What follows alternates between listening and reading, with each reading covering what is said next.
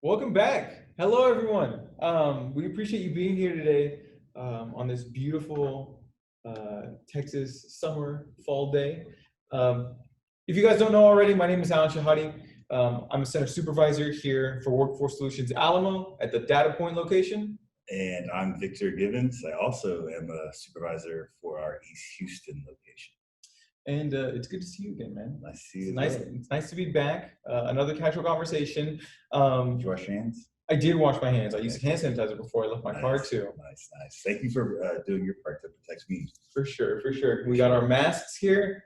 We do get temperature checked on the way in. So, but all that is done. Everyone, please be safe out there. Just a heads up. We have a fun chat today. It's actually someone in the company. You've worked with her quite a bit on the youth side. I did, yes. A few months. So we have Miss Rebekah here with us. She actually, we'll get into what she does, but we appreciate you chatting with us, Rebekah. Thanks for being here. Thanks, Rebekah. Yeah, thanks for having me.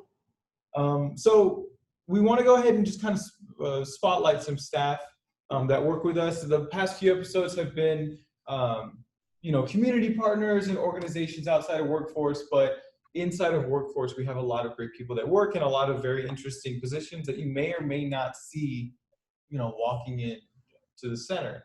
And I guess this will be the first of our Workforce Solutions small talk episodes. We'll again, working title. We don't have a title for the podcast.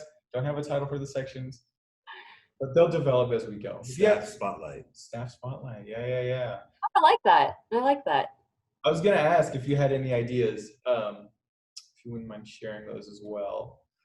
I'll think about it. Let me sleep on it after the podcast. I'll get back to you. Perfect. Now we want to go ahead and deep dive into you a little bit. See, who are you? What do you do? So go ahead and just, give us an intro. Who are you? Where are you from? What do you do with workforce? Kind of all that stuff. So I am the BSR for the youth program. Basically, my job is to... What is BSR, for those who may not know? I'm a business service representative. So we have a bunch of business service representatives. There's a whole team of them, but I'm the only one specifically for the youth program. So my job is a little bit different. But basically, I'm just the link between job seekers and employers. So for me, it's mainly the career counselors for the youth program. I am just kind of the middleman. So I'm trying to figure out what the needs are for the employers, trying to find out what the needs are for the career counselors and their customers, and then hopefully we can merge in harmony. Yeah, with everyone that we talk to, it's all about the job seeker coming in. Yeah. It's nice to have a conversation with people that try and connect that. So yeah, if you're active in workforce right now, if you're thinking about joining workforce, you'll probably work directly with her opposites, her counterparts entirely. She'll be on the back end. You may not see her, finding the jobs for you, finding the opportunities for you to explore. And Victor, y'all worked in youth. Yeah, we did. So we utilized Rebekah a lot. She was a great asset to the program, maintaining relationships with employers so they could keep taking our participants. But yeah, we're really grateful for all the work that she did. I know a little bit about it, but the people may not know. So just tell us a little, just like your day-to-day operations, something that you do as a business service representative. So my job is always to create and maintain relationships with employers and see what their needs are, as well as communicating with the career counselors to see what they might need. So I'm trying to, at the end of the day, get people jobs, but mainly that's through the work experience program. So when participants come into the youth program and they're enrolled, we can assist them with a number of things. They can go to school, we can pay for their training, we can give them bus passes, gas cards, clothing assistance, we can even sometimes pay for their bills. And another service that we can provide them is the work experience program. And it's basically more or less a paid internship. So we have an array of customers in our program with an array of skill level. Some of them have degrees, so they'll go into the work experience program, and it really is like an internship. And then some of them don't have any work history at all. And so it's purely work experience for them. So they might start off at an entry-level job. But through the duration of the program, and it's 480 hours, so if they're working full-time, it's 12 weeks. For the duration of the program, WSA, Workforce Solutions, is the employer of record. So we're paying their wages, and if they need anything, they just reach out to their counselor. So we're technically their employer. They're just working at an offsite. Got it. So you're pretty much just finding a place for them to almost like learn a skill like on a job. Since Workforce is paying it entirely, their focus is almost 100% on learning exactly what that role needs and does. Does that Yes. kind of wrap that up? Yeah, I think so. So like I said, like sometimes they'll have degrees and they'll go and like we have a contract. My job mainly is to gather all the documents for the partnership. So it's an MOU, it's the job descriptions, they give us rates of pay, and then that's what we match. So sometimes we'll have a participant who might have a bachelor degree. So like right now we had one that has their bachelor's in architecture. So now they're working at an architecture company.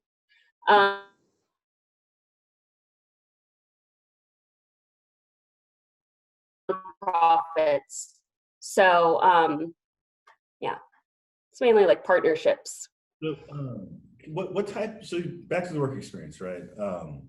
What type of industries do you focus on? Like, would I expect to get a job at McDonald's? Like, would that be one of the employers? No offense to McDonald's or anything. No. So like I said, there's an array of skill level. So maybe you are working on getting your GED or your high school diploma. So we might put you in an entry level position. Like we have a contract with Taco Cabana and you can work there as like a food prep or a cashier. And it's mainly like just that. It's work experience. It's something to put on your resume. It's a reference to have, something to get your feet a little bit wet.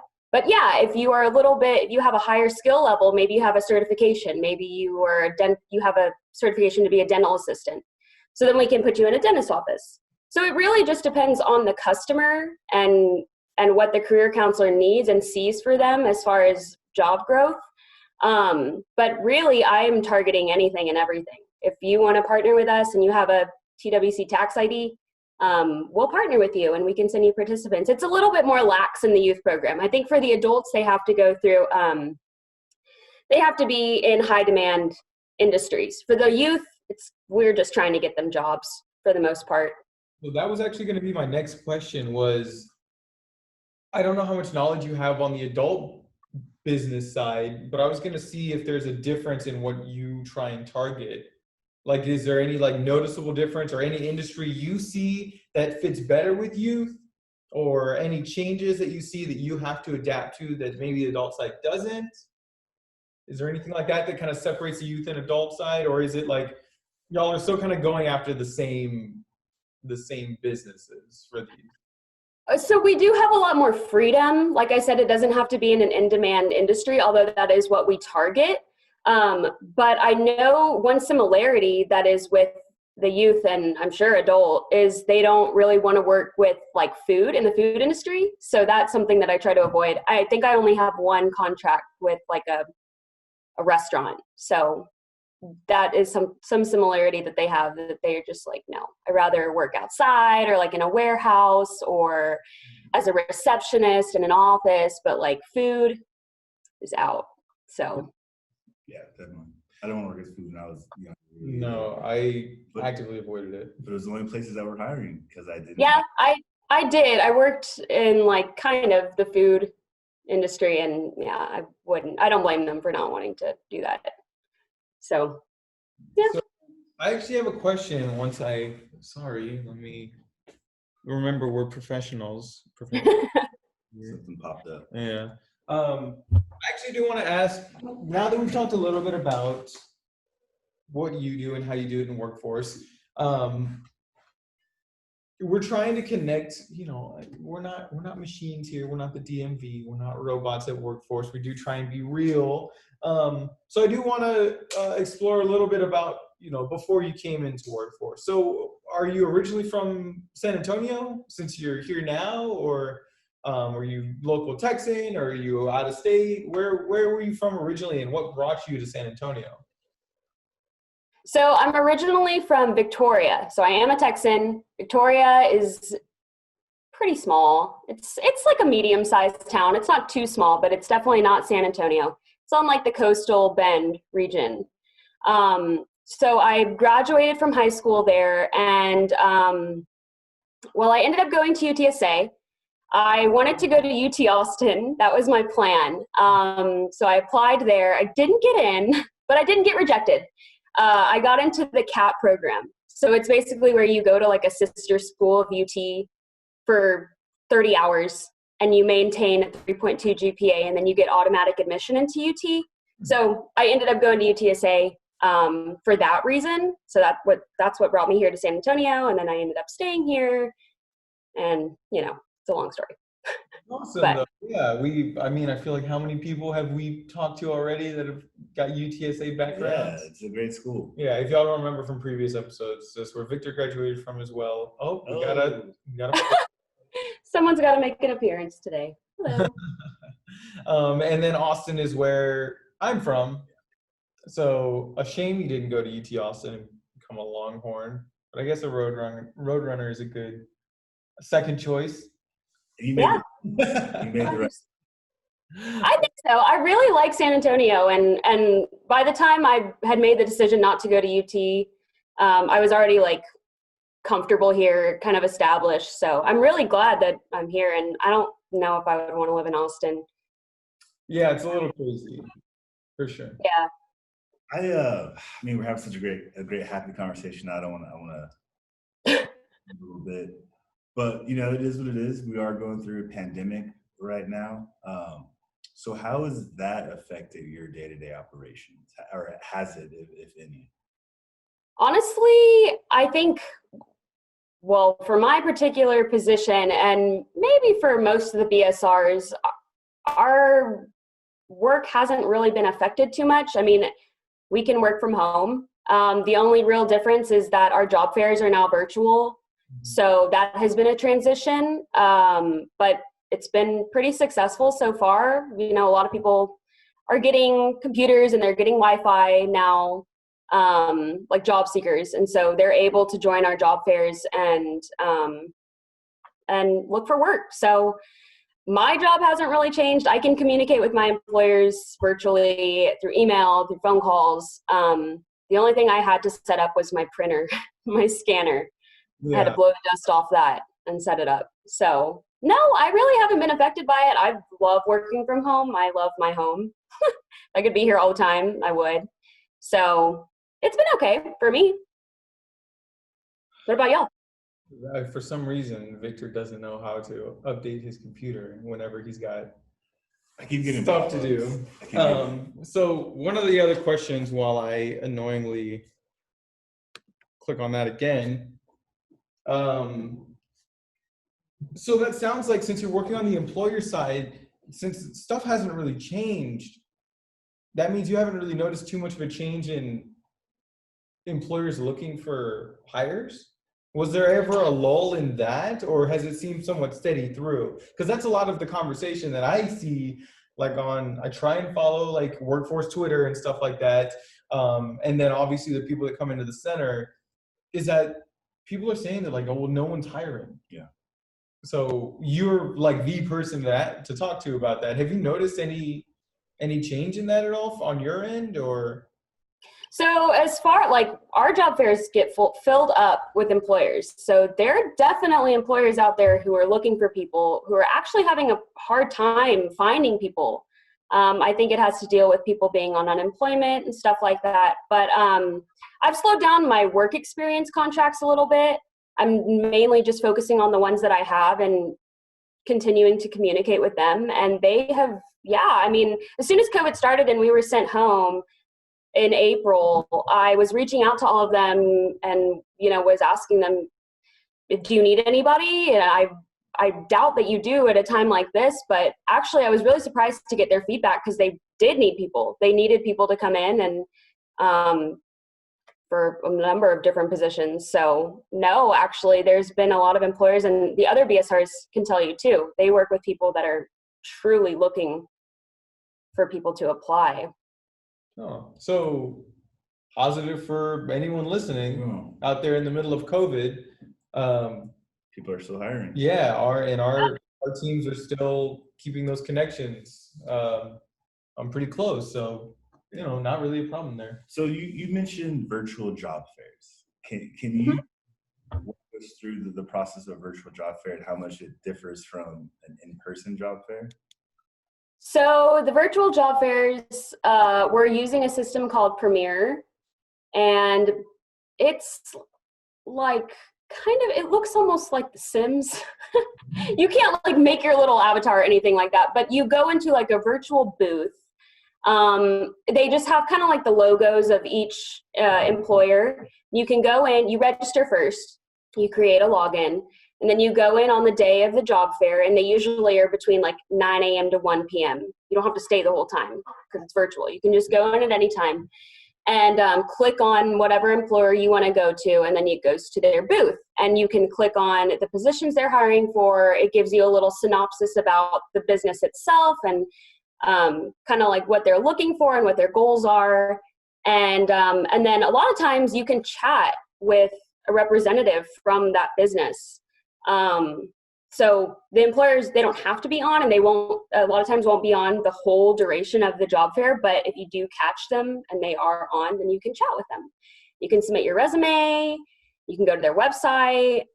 So it's really, really simple to use. I think it takes like the anxiety of going to an in-person job fair away, because you have to be dressed professional and you have to like make eye contact, and like the awkwardness of like a first interaction kind of goes away because it's all virtual. And so, yeah, they've been pretty successful so far. I think we've gotten a lot of good feedback on them from the counselors and the customers and the employers too.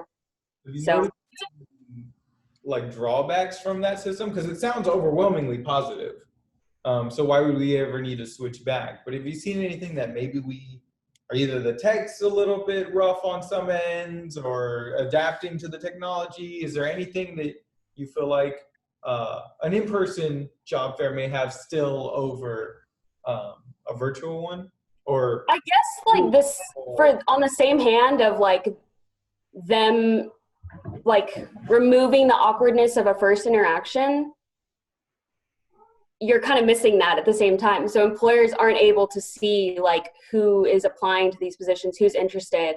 I mean, they can see their resume, but the whole like face-to-face interaction of a normal job fair, an in-person one, is gone. So it's a good thing for some people, and then it's a little bit maybe harder for the employers. Yeah, I definitely do like looking someone in the eyes when I have to assign them a big task, like a job or a project or something. It's just, it doesn't translate over in an email for me too well. Yeah. So, yeah, that makes sense. But I mean, overall, it sounds like something we probably want to keep moving forward. Just maybe people to work with. This may be the new norm. So.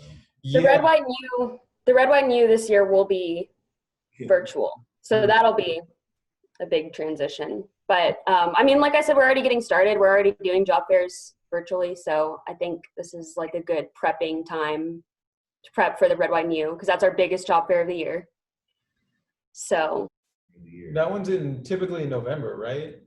Mm-hmm. It's in November. Yeah. Dang. That'll be fun though. The red, white, and you actually really enjoyed like in person, just because it almost feels like you're at like a concert or something like that, which is all the people around and all of the employers trying to kind of show off a little bit, get some good people to come to their booths. I agree. Yeah, it almost feels like a little like festival of sorts, because everybody has their own booth. Yeah. We have food trucks outside. All the employers have like little goodies to give away. You can go and, I mean, I don't, but you can go and get goodies from them, like pins or magnets. There was music last year too, not live music, but there was music. Yeah. So really. I know. So it is fun. It's takes the stress away from like applying to jobs and stuff. It's just like a fun experience. I just have one more question for you. What makes you want to get up in the morning and do this? I think that, like Allan said, like BSRs are kind of like behind the scenes, creating and maintaining like a rapport with employers. And career counselors and CSRs, they're on the front line, and they're like having a direct relationship with the customers and the people that we're serving. So sometimes it like doesn't feel real that we're actually making an impact in somebody's life, but we are. Even me getting a work experience contract and like letting the career counselors know they can put someone in a job, and now that person's making money, whether it's, I don't know, $10 an hour or 15, they're making something where they weren't before. So I like that. I like that in a way. I am somehow, maybe I don't see it directly, but I know that I'm like helping someone sustain themselves in employment or anything. So that makes me feel good.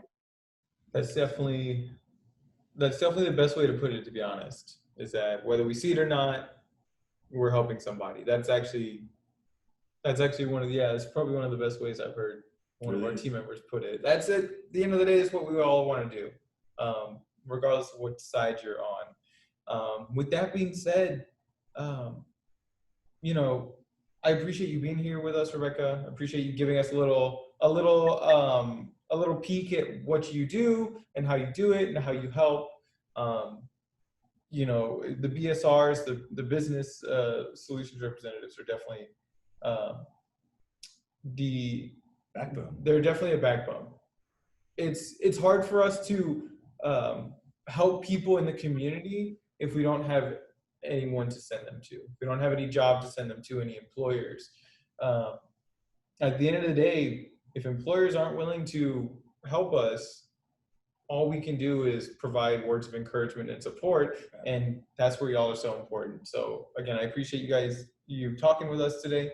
I appreciate you, Victor. Thank you for being here. Thank you very much, Rebekah.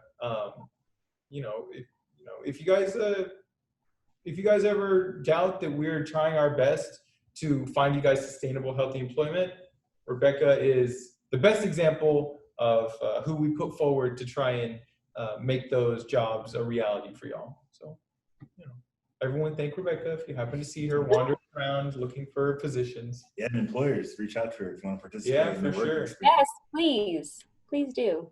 We'll have her work information down below just in case anyone wants to reach out. But with that being said, Rebekah, anything to wrap up with? I don't think so. Thank you guys for having me. This was fun.